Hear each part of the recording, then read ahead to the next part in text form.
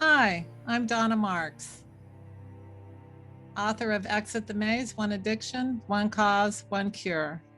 And today we're going to talk about addiction in the C-suite population. You know, a lot of people think that addiction is only in the lower classes or people with a brown bag staggering down the street or someone with a needle in their arm, but we're going to talk about how prevalent it is among executive CEO and the most highly functioning people in our society.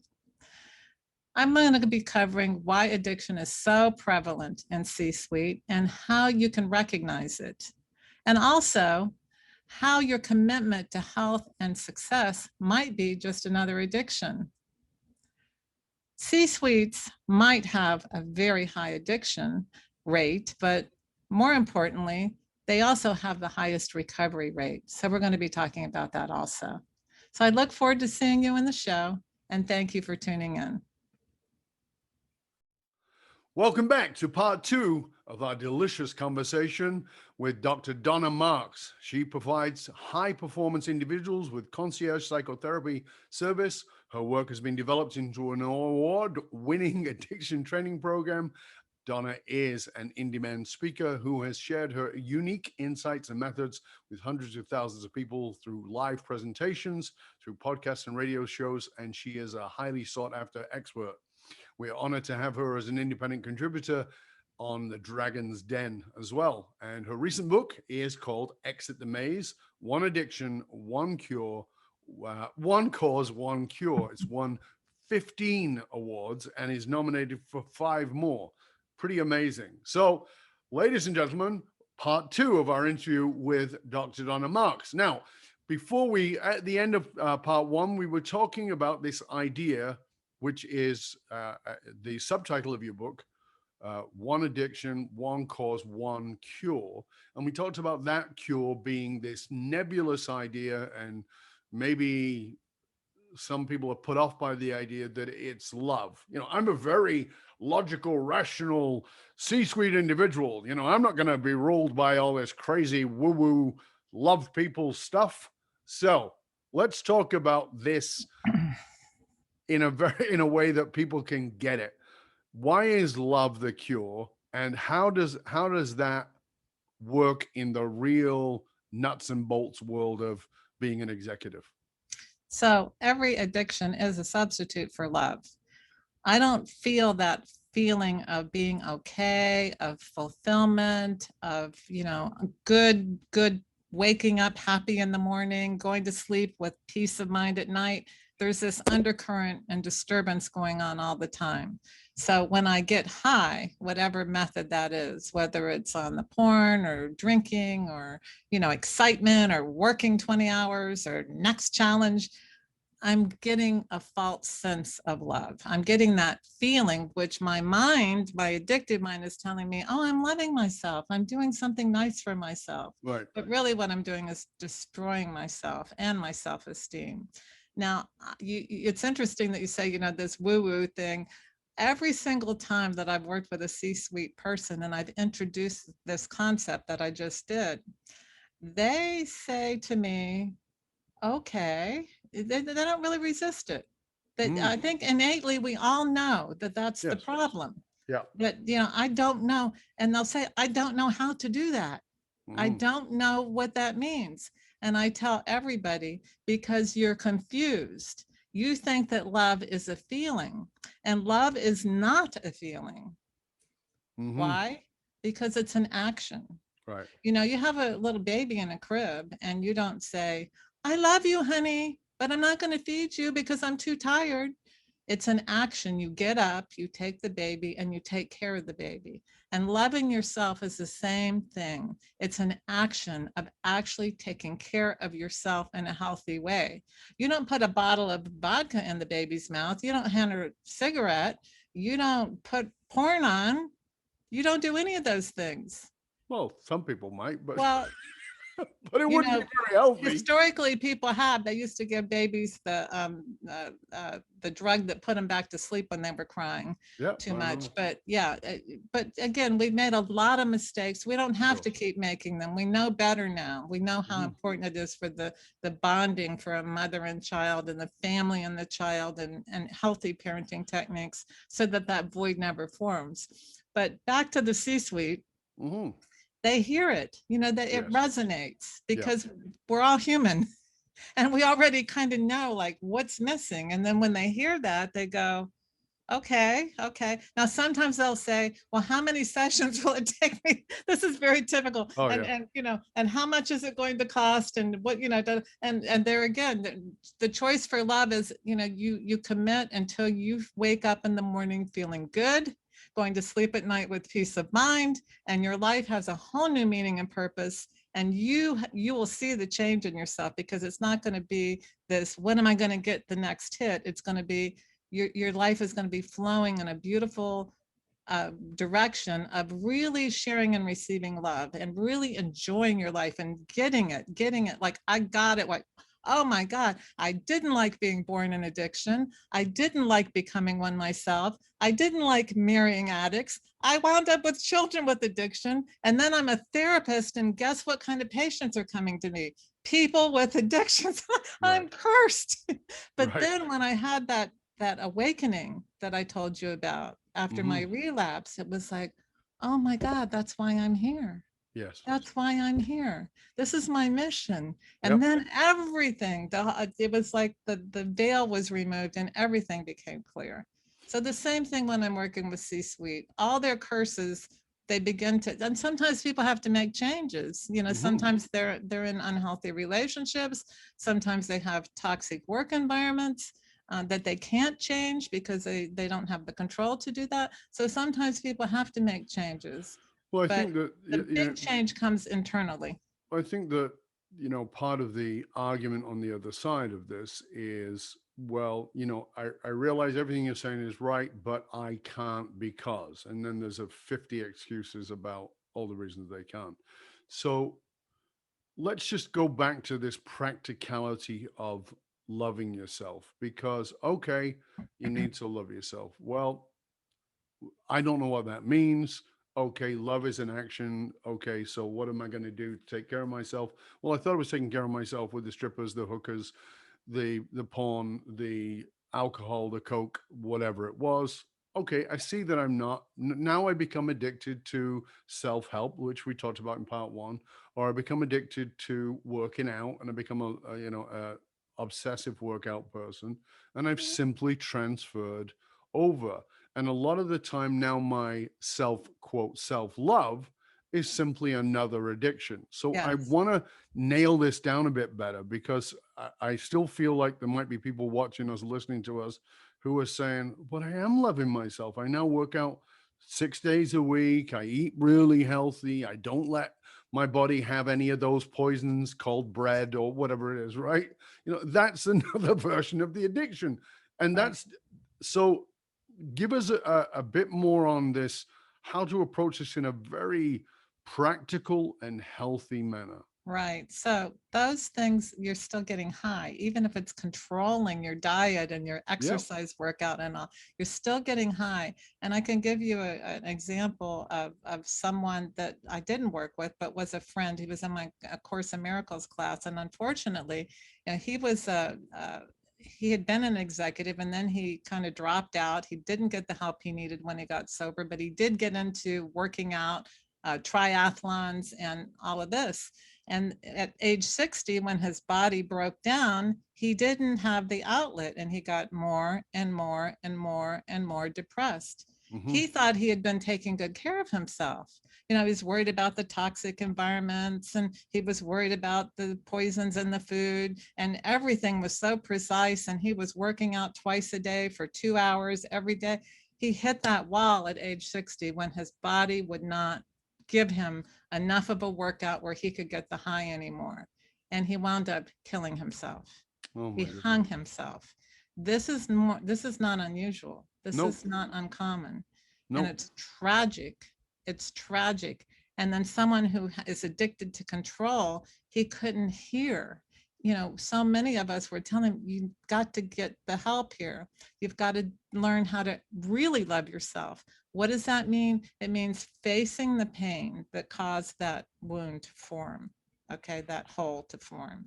It means facing it, then working through the pain, addressing it. And that takes a lot of courage to do. And then the third part of that is releasing it. C-suite people don't like to cry. Right. They don't like to be vulnerable. Right. One person I worked with, and this is very common, there was the marriage he was in was very stagnant. And then he starts getting addicted to all these things we're talking about earlier. And so I always work with the whole family. I don't want, and I don't believe there's an isolated patient. It's the whole family. So his wife was very resistant to changing anything now, and he was lonely. He was lonely. So yes, he developed other outlets and things like that, and mentoring and being more involved with his kids in a healthier way, and lots of really good things like that. But there was still this, wanting to have a better connection. But to tell her what he wanted was like so difficult.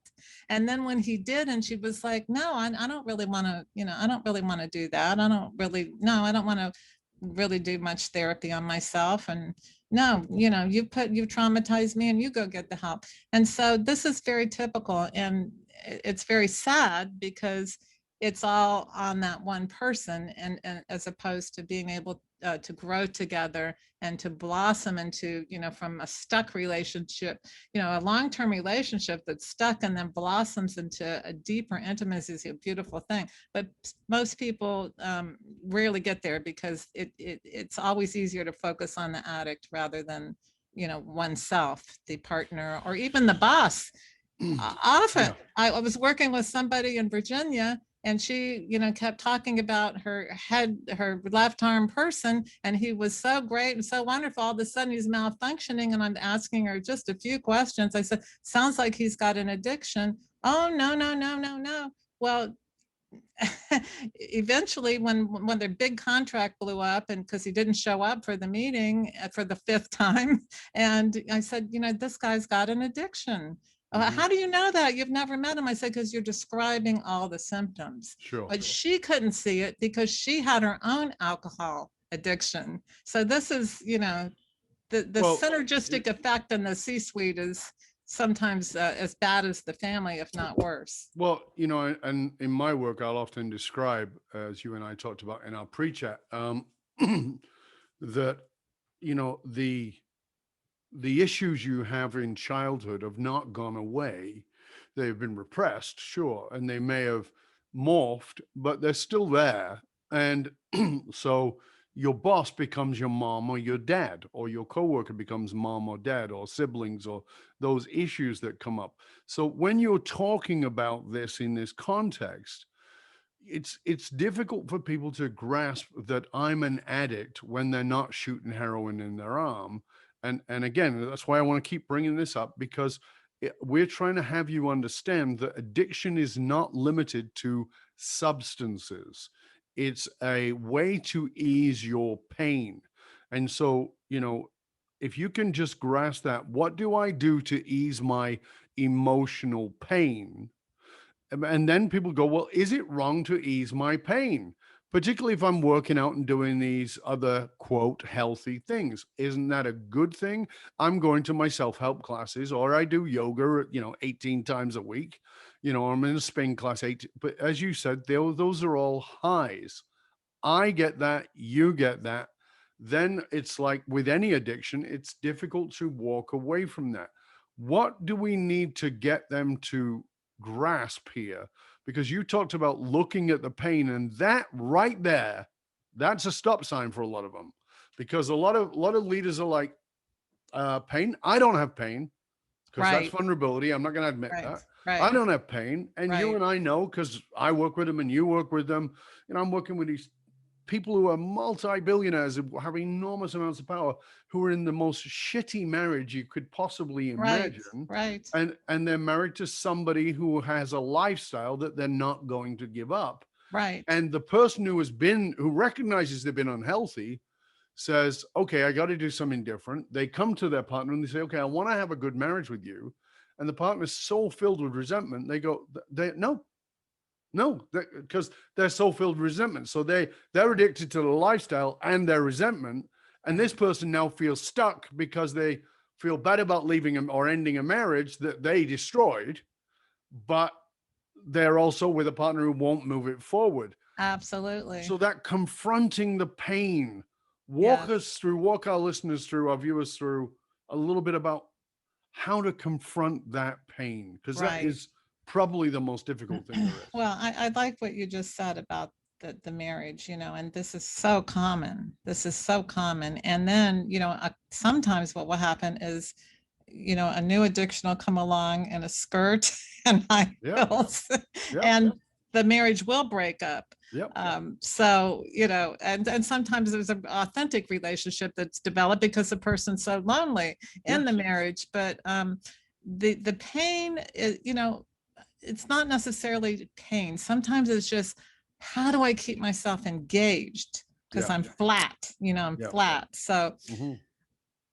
let's first talk about addiction is doing something after you've had severe consequences. So, you know, you continue to do something even though there's consequences. And the consequences could be with the law, the consequences could be with your health, the consequences could be with your job. I mean, it could be that you've injured yourself, it could be that you've financially had terrible consequences. So, any type of consequence that's negative, and you continue to do it, let's say 2 or 3 times after that, that is an addiction. Because if you weren't addicted and you lost more money than you could afford to lose, or you got venereal diseases from sleeping with prostitutes, or you developed Peyronie's disease from porn, or you, had heart disease from eating too much sugar, or you Right. had diabetes from, obesity, which is food and sugar. I mean, almost all major health problems are addiction related. They're caused by alcohol, trans fats, sugar, nicotine, drugs that have caused organs in the body to break down. Those are negative consequences. So when you continue to do something, when you think, oh, I just need to go on a diet, but every 10 years you've gained 10 pounds and then you lose it and you gain 20 the next 10 years and you lose it and you gain 40, that is an addiction.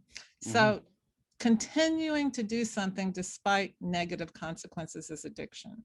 So Right. that's where I really want to, it's not a pleasant conversation, but since it's the number one killer on the planet, when you break it down, and including coronavirus, the people that are physically and emotionally healthy, even when they're exposed, and I don't want to make any generalizations here, because there are people who have been healthy that have died, but for the most part, 99.9% of them had other problems that were directly related to not heart disease, the addiction that caused the heart disease. Right.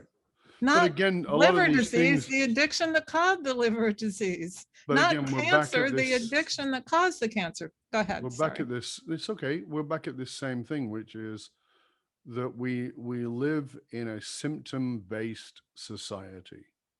Everything is how can I fix the symptom, and very little is about how can I fix the cause.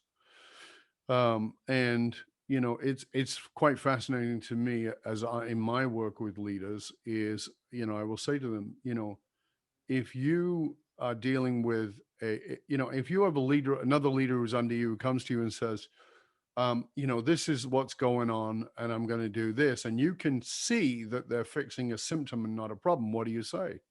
Well, I call it out. Okay.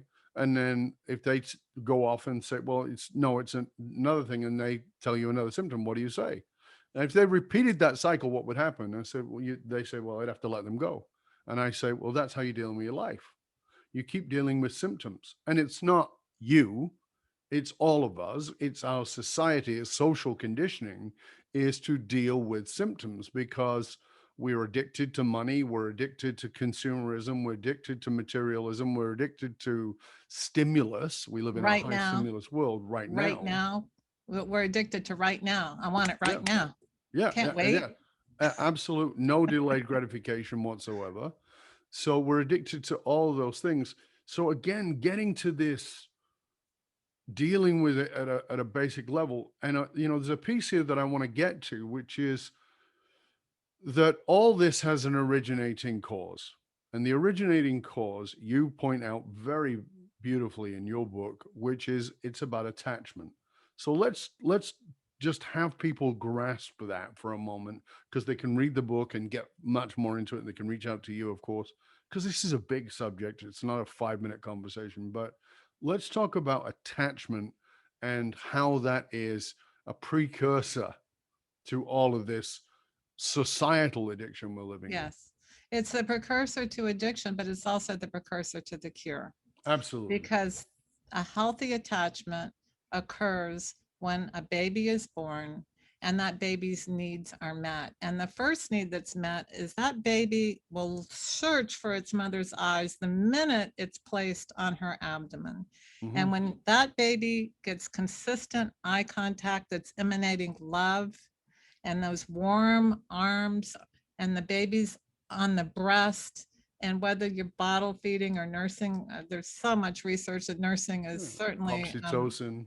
oh, absolutely, and all of those good things. But Mhm. also, it's better for the mom. She didn't have to get up and heat bottles up in the middle of the night. She just put the baby back on, and go back to sleep. But anyhow, and then that's the most important, that first couple years, and then as the baby starts to want its own self and separate self, and no, I do it myself, and the mother allows that and encourages it, because that's how we learn how to be intimate. We can attach and form that very close bond, and then we can separate and feel secure within ourselves. So that's the first part of attachment, that the world is safe. My parents teach me it's safe.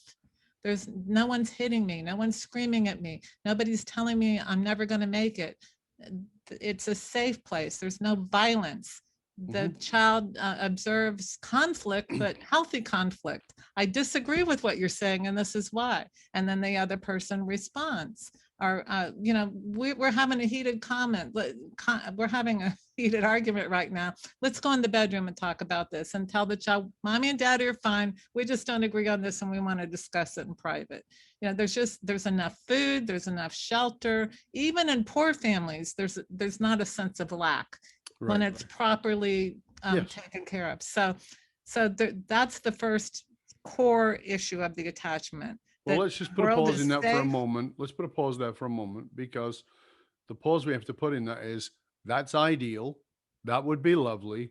99.9% of people didn't get that in a way that worked for them. So we've got all these people dealing with a lack of healthy attachment, Right, secure attachment to a right, partner, to a right, parent, right. and now they're walking around smoking doobies, Well, doing that before cokes. they start smoking the doobies, they had that void. Then they're Yep. around the other kids, and the anxiety is overwhelming. All of us Yes. have social anxiety. It's just it's just normal.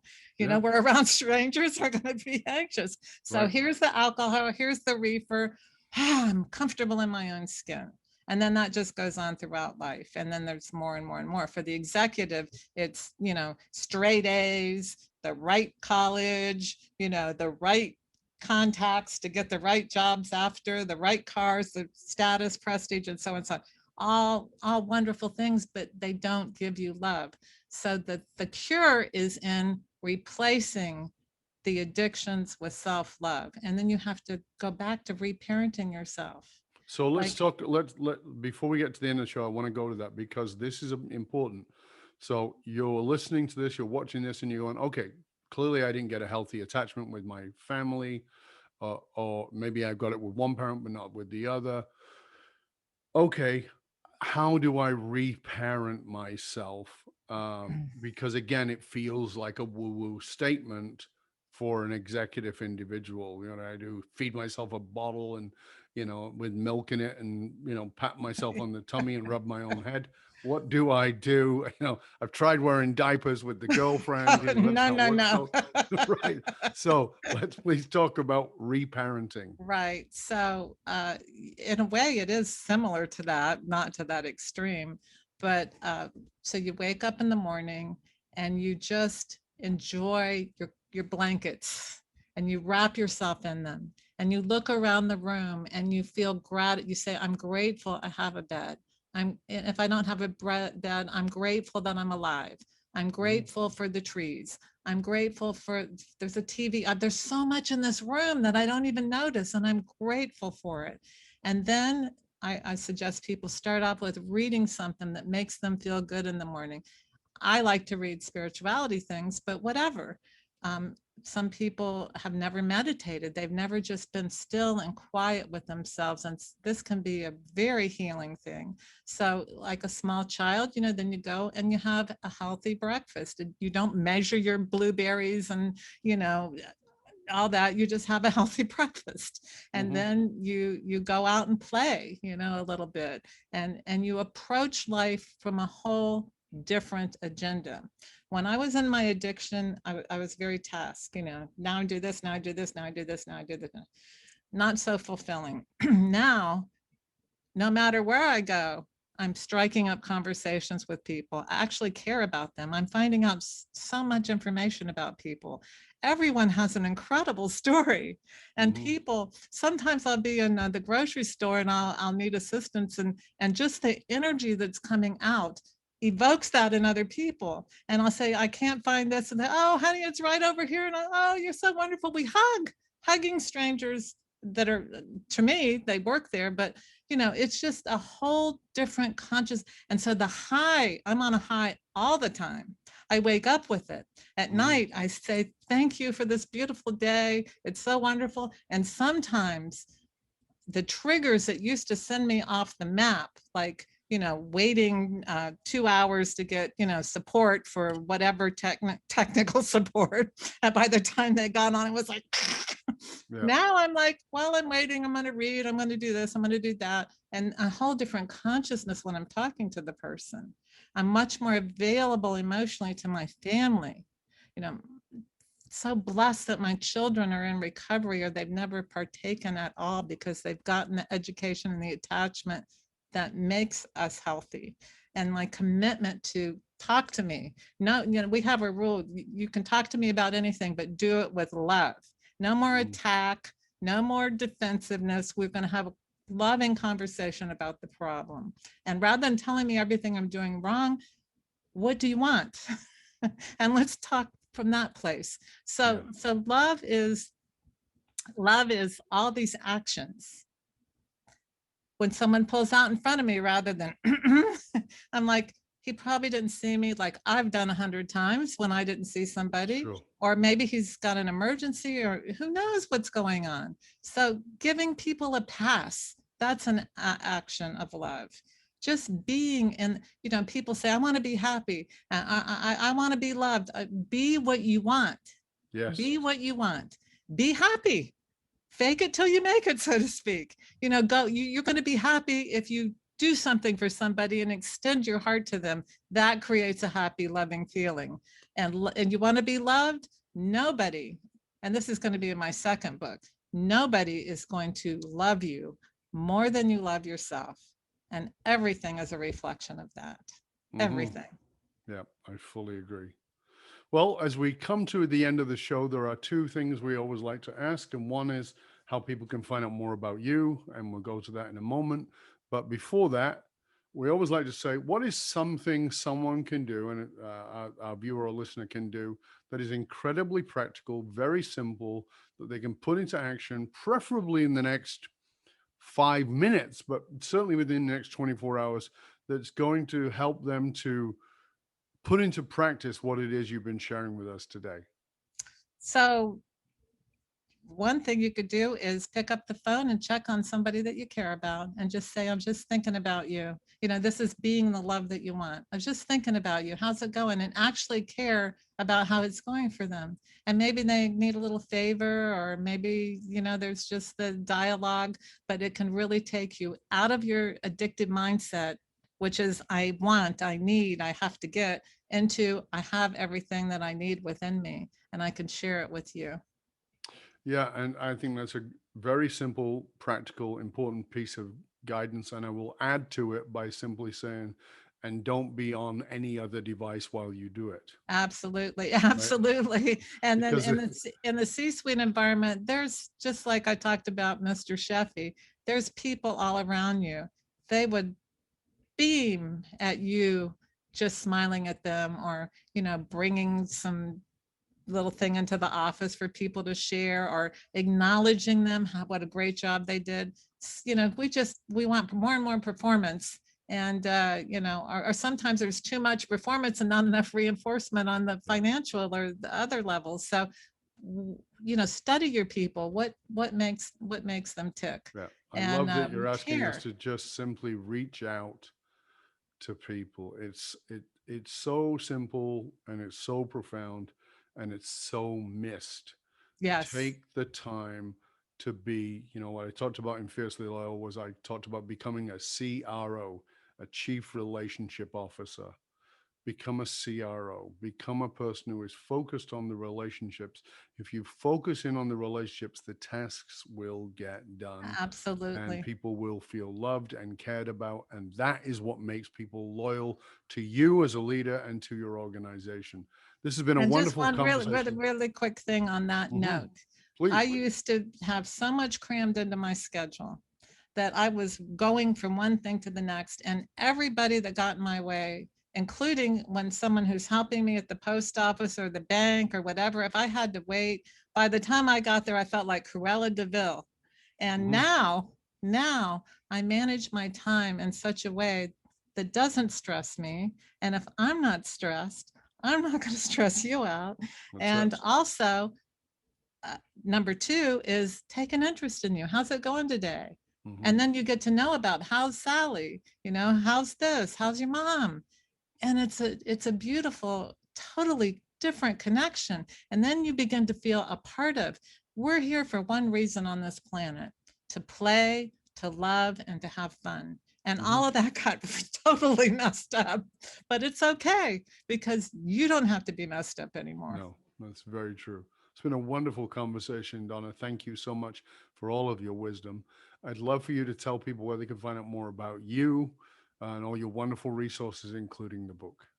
Thank you so much for having me on your show. It's truly an honor. And Thank I you. was reading about you and what a life you've had, and how you turned, that fall into such a, I had a fall too, not like that, but how we can just create, so many miracles out of that. So thank you so much I'm very honored to be on your show. Our pleasure and And honor. it's Thank such you. to work with such a professional, you have that beautiful balance of love and work ethic. Thank you. It's fantastic. Anyhow, www.dr Donna Marks, DonnaMarks.com, and they can register and they'll be on our email list. It's growing pretty fast, thank goodness. And I'd be happy to, even if someone just wants to jot a note, if anyone wants to do a 30-minute free consultation, they can schedule that online too. And I would be delighted to hear from anyone.